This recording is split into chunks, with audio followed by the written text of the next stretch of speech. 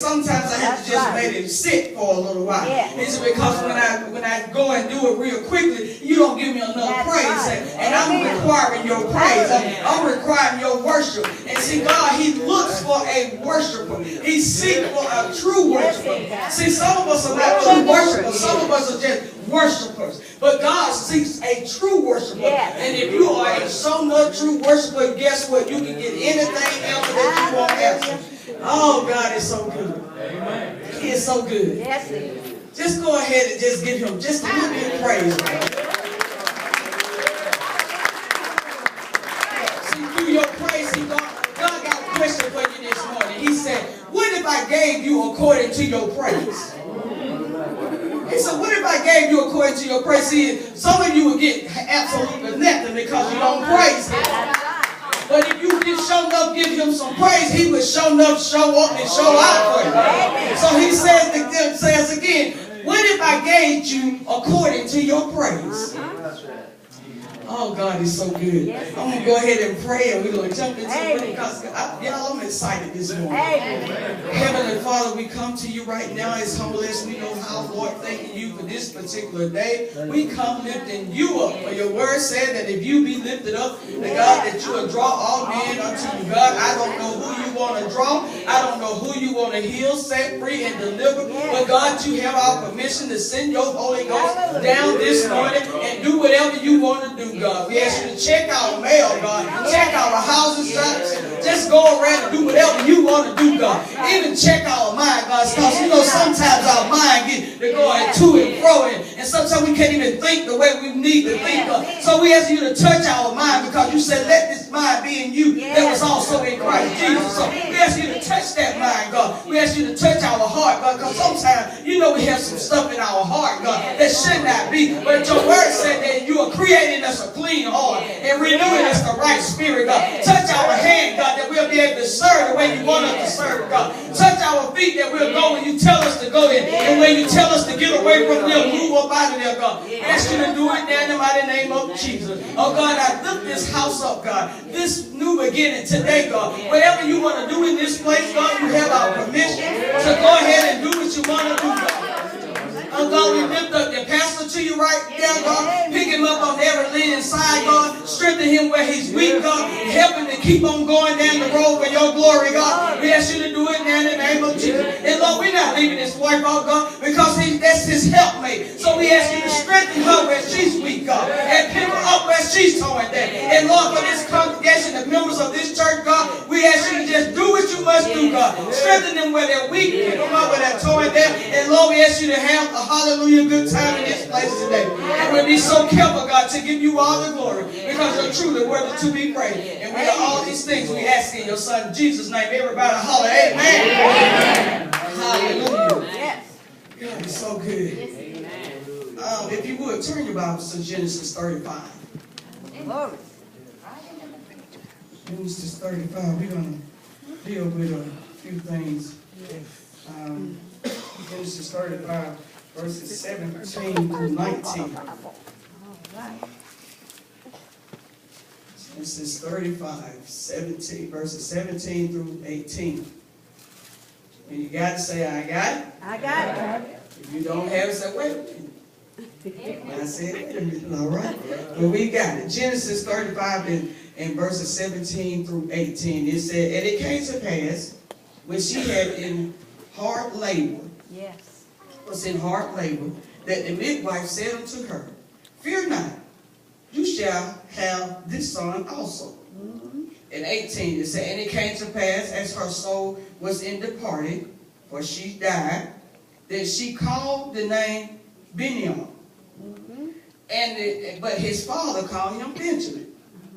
19 it said, and Rachel died and was buried in the way of Ephraim, which is Bethlehem. Yes. I want to use for subject this morning. Mother said she died trying. Mother said she died trying. A lot of times we get caught up on Mother's Day. Now, I don't know how many of you are missing your mother. Your mother's gone on to be with the Lord. But this message is mostly for the people who have lost their mother. Yeah. And I want, that's why I named it, Mama said she died trying.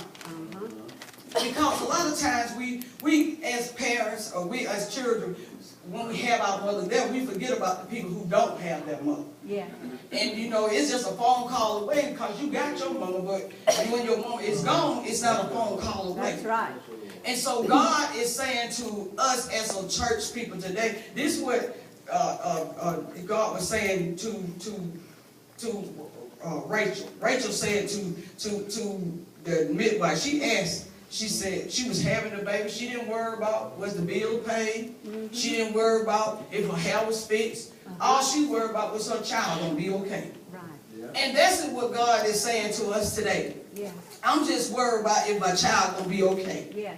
Since your parent has left, since your mother has left, you may look at it as, this is the worst day of my life. I don't want to think about my mama being gone because it hurts too much.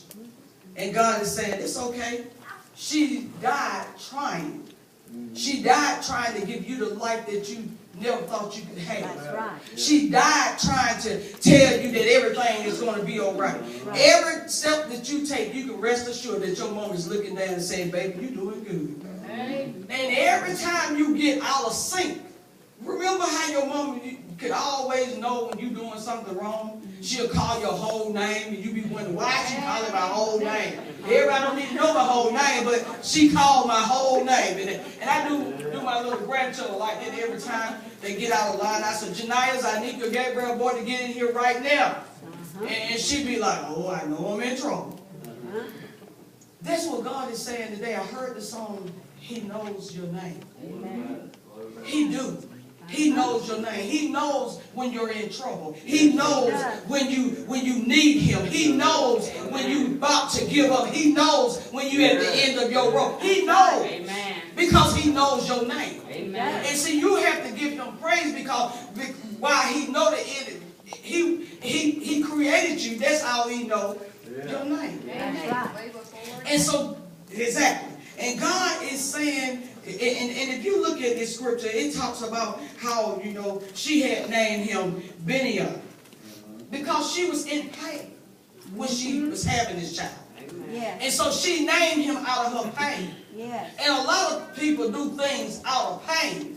They don't do it because it's a good thing, but they do it out of pain. Yeah. So the father changed his name to Benjamin because Benjamin will be a blessed name. Who wants to walk around with folk calling their name and every time you recognize this as pain?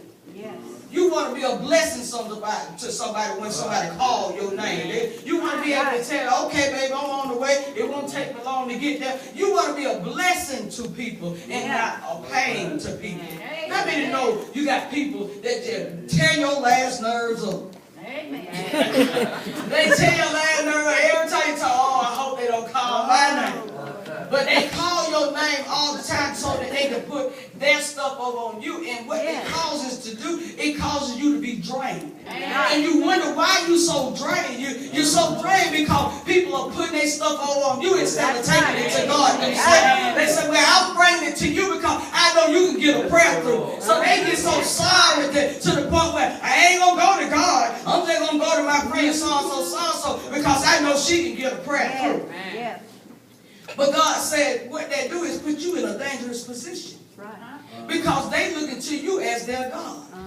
And not me. And see, God said, I am a jealous God. So if you doing all the prayer for them and they relying on you, he said, I'm going to stop you up for a little bit. That's right. I'm not going to let your prayers get through. Why? Because they looking at you as God. Because, you know, God said he's a jealous God. That means, I remember one time, this lady was calling me all the time.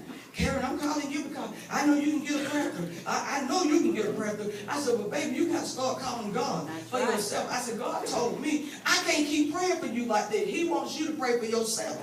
I said, the same thing I got, you got it. All you got to do is tap into it. She got so mad at me, she said, I ain't going to call you no more. You try to act funny. I said, well, you can act like that all you want to. God ain't been killing me just because you decide you want to bring your prayers to me. See, I'm afraid of God. I don't want never get in front of God. I never want to get in front of him. I want him to always get the glory. Because it's up to him. He has to say so. Just because I can get a prayer through, I can't still make God do what you want him to do. front of God. I give him praise. I thank God today because see, God, he's been so good to me in spite of what I look like. And see, you can look, I want you to look at your partner. Say, you may see, somebody sit beside you, say, you may see what I look like on the outside. But you don't know what I've been through in the inside. Because see, a lot of times we put on clothes and we put on makeup and we put on this smile on our face, but we be breaking down in the inside. But we got to keep it together because we don't want to let nobody see us break down and cry. So we have to keep on keeping it together because we know our help comes from the Lord. All of our help comes from. So we have to keep it together. And even when we get to the point where we feel like we're breaking down, that we're going down for the last time like we've been to drown, God is saying, baby, I got you. All you got to do is raise your hand. I'm ready to pull you up. All you got to do. And see, that's why it's important to throw your hands up in worship and throw your hands up in prayer. Because what you say, God, I need your help. I need you to pull me up. I need you to come and get me, God, because it's getting so hard for me right now. And so I need you to just pull me up.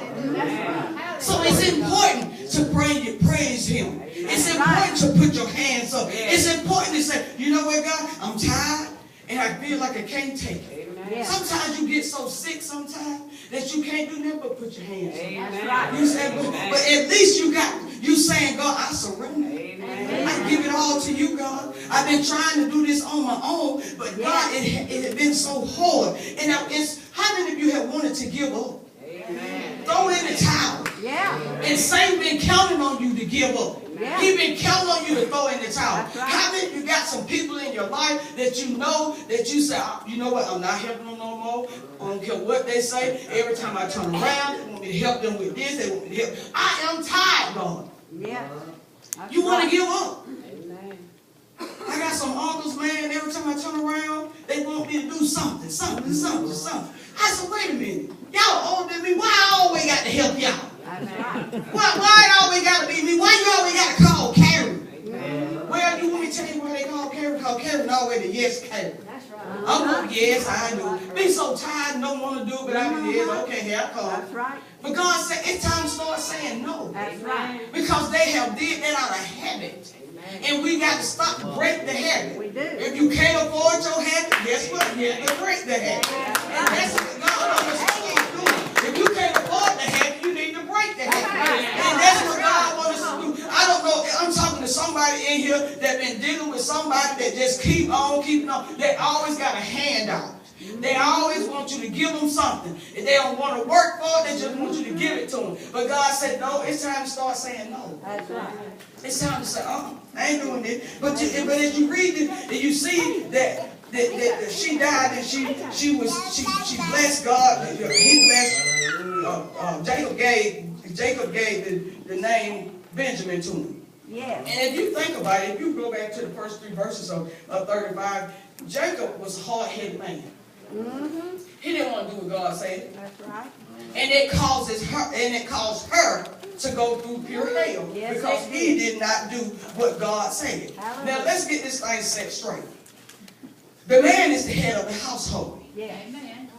And if he get out of order, it makes the whole house get out of order. So you got to learn to understand that if the man is going to be the man of the house, then he must line up with the word of God. If he is not lining up with the word of God, the whole house is going to be out of shape. So therefore, if you're going to be the man of the house, don't tell me what you want to do. Don't tell me how it's going to be done if you're not lined up with the word of God. See, God wants some godly men to stand up and be accountable. There's a lot of time we get caught up in the women on did this, they do that, they do this, and that. And if you look around the churches today, you see more women sitting in church than you do men because men have fell out of sync with God. And God is saying it's time for the men to get back on the throne. He said, I'm not going to give you nothing.